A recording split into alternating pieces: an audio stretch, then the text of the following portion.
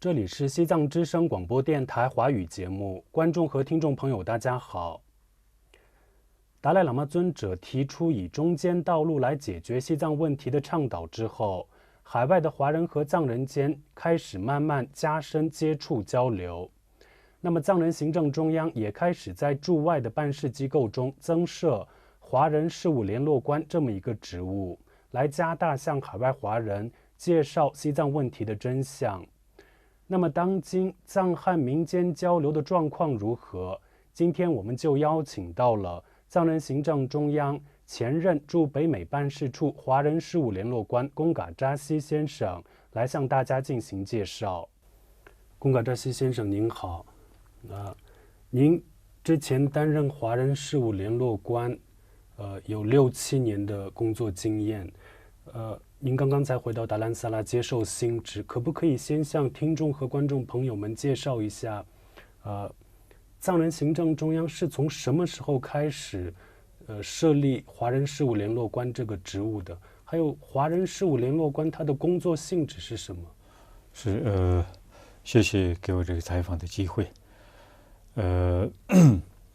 在汉藏之间的那个交流，其实开始于1989年，在北京天安门事件发生之后，那有很多汉人流亡者，当时在法国巴黎，那当时达赖喇嘛尊者跟那些从大陆逃到国外的那些流亡汉人，接触，这我通常认为汉藏交流的一个开始。那随着时间的发展，那正式任命华人事务联络官的时间是08年，在全藏发生3月事件之后，那在3个驻外单位，也就是说北美尊者代表处，还有澳洲，还有在欧洲，先后成立了任命了华人事务联络官，那正式负责与华人直接接触的一个这么一个工作。那华人事务联络官的主要工作性质是，我们在接触在海外的所有华人，我们谈华人的时候没有分说，跟这个人联系，跟这个人不能联系，没有这个区别。比如说，像海外的民营朋友，作家，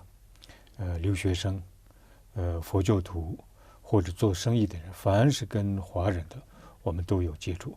那它的主要性质是在接触的过程当中，因为每一个华人的兴趣不同，他对西藏问题的认识程度也不同，所以我们在接触的过程当中呢，看他们的兴趣，然后主要是介绍西藏的真实情况，也就是说在西藏境内，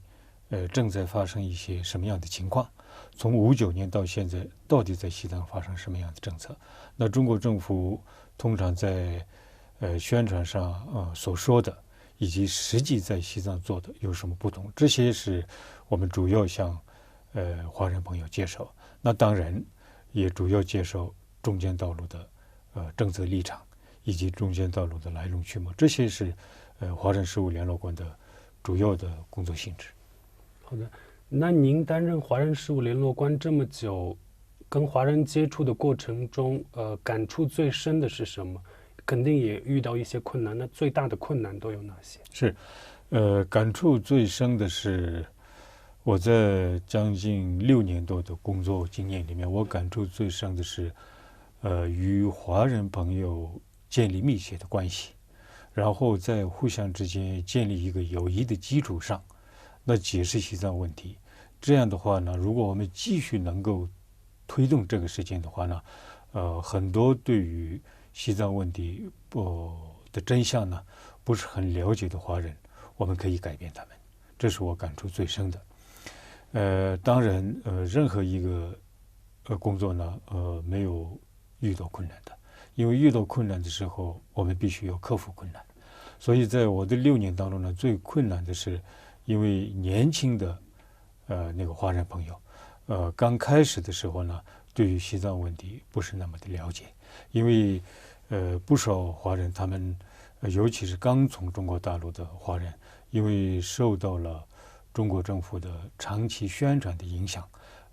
对于西藏问题，一时恐怕很难接受我们的那些解释。但是我刚刚说过，因为建立一个友谊的基础上，连续不断的互动以及解释西藏问题的话，会有所结果。所以最困难的是，当他们不了解西藏真相的时候，我们如果不用很长的时间的话呢，他们一时没办法了解。这是我所遇到的最大的一个困难。有关藏汉交流的情况，我们之前有采访过公民力量的创办人杨建立博士，他当时就向我们提出了一些对藏中交流间的一些他认为不足之处，就是说藏汉在外面进行交流或者联谊之后，那散场以后往往就没有了下文。这个问题我觉得流亡藏人也在关注，比如说今年3月份，西藏人民议会有许多议员都向外交部部长进行了质询，就是说我们所接触的华人到底都有哪些，他们都属于哪些领域，还有就是说交流接触以后，大家到底有采取什么，做出什么行动？那您怎么看待藏汉交流所谓的成果这么一说？我这6年，我的主要工作范围是北美地区，美国跟加拿大。那我相信，一个人的工作能力是有限的，但是呢，我们这样看吧，在某一个地方有一个华人事务负责人，或者说没有一个华人事务负责人，那到底哪一个比较好？当然，华人事务负责人总比没有好。所以我的6年多的工作经验里面呢，我相信有很多地方要改进的地方，因为我们的成果是无止境的，所以在工作方面，随着时间的发展，我们必须要改进它、增强它，这是毫无疑义的。那我相信在议会里面或者部分在外面的汉藏朋友，对于华人事务工作一定会有所意见，因为意见是能够改善工作的一个最大的好处嘛。所以我认为在6年的北美的华人汉藏交流里面，成果还是蛮大的。但是我一再强调，那个成果不是说因为我一个人或者我们几个人所做的努力，这是每一个那个华人事务负责人呢，都是在各地方的达赖喇嘛尊者代表处下面的一个工作人员。所以如果有成果的话，那我成果归咎于主要是2个，一个是尊者达赖喇嘛，尤其北美地区呢，在1年尊者几乎有2次的访问，那这个对于我们工作帮助非常大。所以有成果的话呢，归咎于达赖喇嘛尊者跟藏人行政中央的既定的政策，因为跟华人打交道是一个既定的政策，因为这个政策是正确的，加上达赖喇嘛的他在国外的时候推动主要3项使命嘛，3项使命里面主要是前2项，那个推动人类普世价值，那个推动各宗教之间的和谐，那个2个呢，对于华人朋友呢给予很大的肯定。那以前我们在刚到北美的时候呢，没有那么多的汉藏朋友，那个汉人朋友，那现在汉人朋友非常多。现在在北美地区归纳起来，就是已经建立了一个汉人面向汉人评论西藏问题的这么一个团队。我认为这是一个非常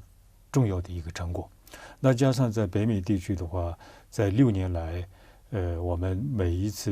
您也大概知道，我们每一次安排那个参访团，包括作家、学者、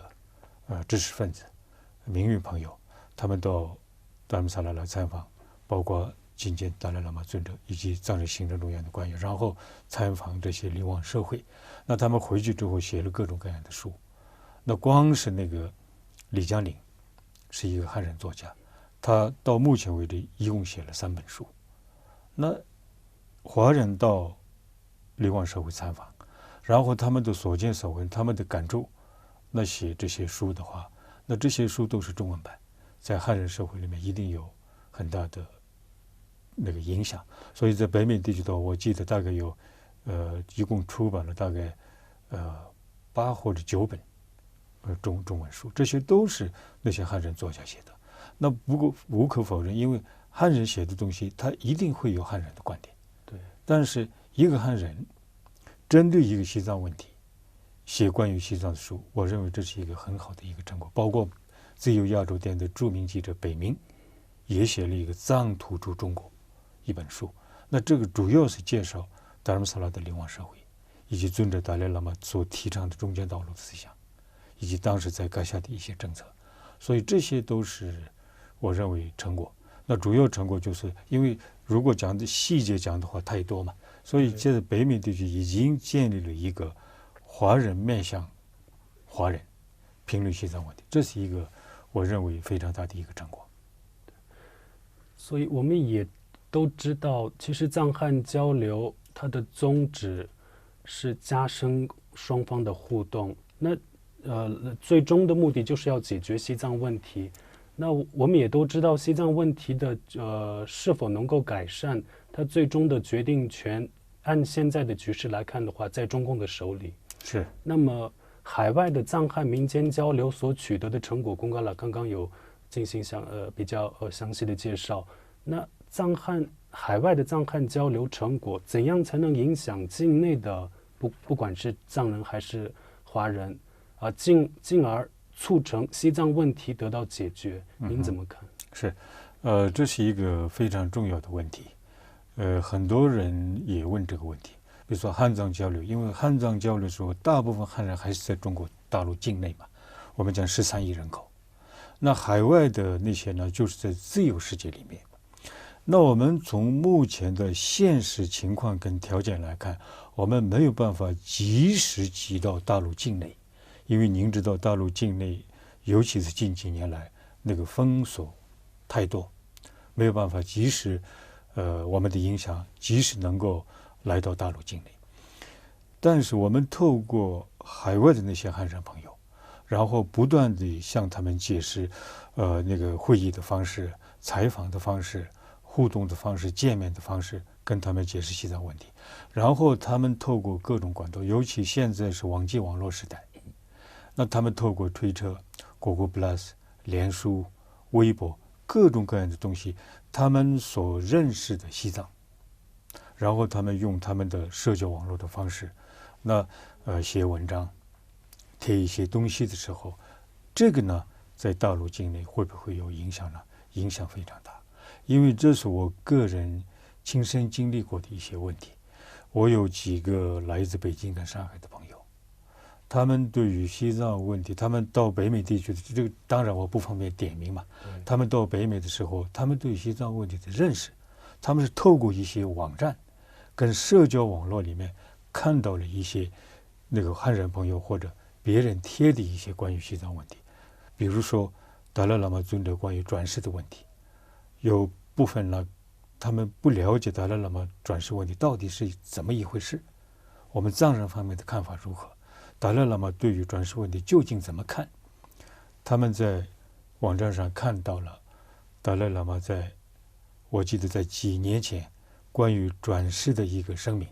看到以后，他们对于达赖喇嘛转世的问题，达赖喇嘛的真正想法是什么，他们有所了解。这就是他们透过海外的网站跟社交网站上看到的。所以我认为在海外在自由社会里面的那些汉人朋友的接触，可以影响到大陆境内的，因为这个是汉藏交流非常重要，但是这个难度也非常大，因为我们一步一步要来。如果我们一步一步从现在开始继续不断的做汉藏交流，然后现在中国大陆社会从30年跟现在比较起来有很大的变化，那大陆社会呢，我个人认为总有一天会发生变化。那个时候我们在汉藏交流的那些成果，现在大部分大陆境内的人呢，虽然不敢开口，他们来参加达赖喇嘛的法会，来听达赖喇嘛的演讲，然后他们感触非常深，但是除了自己的那些朋友跟家人之外，他的感受没有办法在公开场合表达。但是有一天，大陆社会比较透明化，社会比较自由的时候，那些人的内心跟他们的身上西藏问题已经有了认识的话，那环境一变，那个影响就非常大。您刚才也提到，境内有许多华人其实已经开始接触到西藏问题的真相。那么，在关注西藏的华人中，视达赖喇嘛尊者为根本上师，来印度纯粹来听法的华人信众也占很大的比例。您认为从信仰藏传佛教的华人信众方面，他们有什么能力可以帮助推动西藏问题的解决？是，现在越来越多的大陆境内的信徒，尤其是根据我长期的观察，尤其是那些大城市跟沿海地区的人，比如说上海、北京、广州、珠海、深圳这一地区的很多那个信众，佛教徒对于达赖喇嘛讲经法会越来越重视。您知道几年前在菩提迦耶，去年的7月份在拉达克，最近的上密院有多少个来自中国大陆的信众？他们是不管政治的，纯粹是来聆听达赖喇嘛尊者的演讲跟法会。那这个呢，我认为对西藏问题有很大的影响。虽然这些法会跟演讲不是为了政治目的而举办，但是现在我们所坚持的政策是中间道路。那中间道路的主要目的是如何能保护西藏独特的宗教跟文化。那西藏文化是一个慈悲的文化，一个非暴力的文化，它的核心是藏传佛教。那些大陆境内的人来聆听达赖喇嘛尊者的演讲跟讲经法会，那尊者从头到尾讲的都是在佛经里面主要强调了一些什么，对不对？尤其是尊者在强调，除了佛教的教义之外，在佛经里面所谈到的现在在21世纪里面整个全人类所需要的关于佛教哲学跟佛教科学方面的东西。那在大陆境内的信徒对于这些问题产生兴趣，人越来越多来关注的话，换句话来说，等于就是他们认识了西藏文化的重要性。那如果对西藏文化的重要性，他们认为那个重要性呢，他们感兴趣，或者他们认为这个文化不光是宗教跟非宗教的问题，这是一个全人类需要的一个东西。他们所有的人的在内心里面产生这么一个观念的话，那我们所提的中间道路就是为了保护西藏宗教跟文化嘛。那这个对于整个汉人社会里面，我认为会产生一定的影响。对，这么多年跟藏人跟海外华人的接触当中，您是以藏人行政中央驻外机构的华人事务联络官的身份同他们进行接触的。那您除了向对方介绍中间道路的宗旨以外，会不会也讨论一些跟西藏独立有关的问题？比如说，因为我们今天谈的藏汉交流，很大程度上是藏人行政中央和海外华人之间的交流。那您怎么看待那些同海外华人接触的我们流亡社区中的非官方机构，他们之间的交流？您怎么看待？我们任命华人事务联络官的时候，我是最早，在09年。那当时任命的时候呢，当时的噶夏有一个指导文件，大概有22条还是23条，我们就是根据这个指导原则来跟华人进行交流。那跟华人进行交流的时候，你刚刚提到的问题，我们主要是根据那个指导文件来，他们主要是阐述中间道路政策的来龙去脉，西藏境内发生一些什么事情等等这些重要问题跟他们交流。那在交流的过程当中，我刚开始的时候就谈过，每个人的兴趣不同，他所长大的环境不同，所接受的教育不同，所以对西藏问题他提出质疑的时候提出问题的也不同。比如说，多半年轻一代，包括那个海外留学生，他们当初我们这个也我本人呢也不怪他们。一谈到西藏问题的时候，他们内心主要有2个考量。他认为我是西藏人，他认为我们都是自己人，西藏是中国的一部分。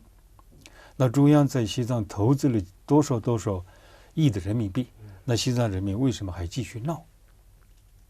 这就是一个中国政府在将近30多年、近40年当中宣传的一个结果。因为他们除了官方的宣传之外，他们没有其他任何管道去了解外面的世界嘛，所以他们内心就有这个想法。这就是我们的工作，我们不能说他对于西藏问题有看法，所以我不跟他接触嘛。所以在这个过程当中呢，我们跟他们解释说，现在的我们的政策是中间道路，但是西藏历史上的地位如何，西藏历史上不是中国的一部分，这是事实。但是现在呢，我们整个藏人行政中央以及净利瓦藏人64.8%的人就是主张中间道路。那只要这个政策没有改变，我们继续维持中间道路的政策。这样子，我们现在维持中间道路，就是中间道路的基本思想是在中华人民共和国的宪法框架之下，西藏人民必须要获得真正的自治嘛。但是这并不表示西藏历史上属于是中国的一部分。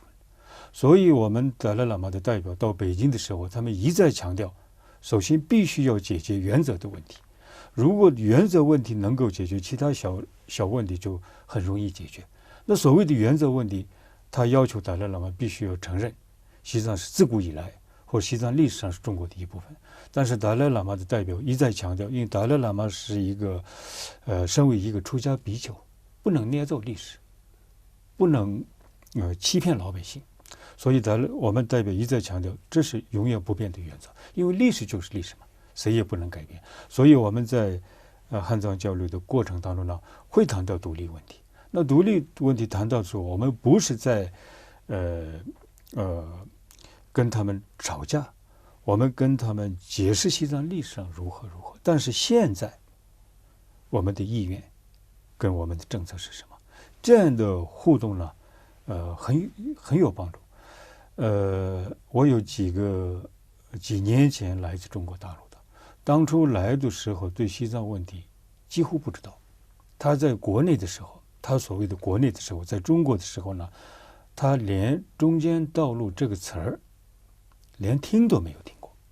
所以当时他说，我现在心里觉得很纳闷，我在大陆的时候关于达赖喇嘛所听的都是负面的，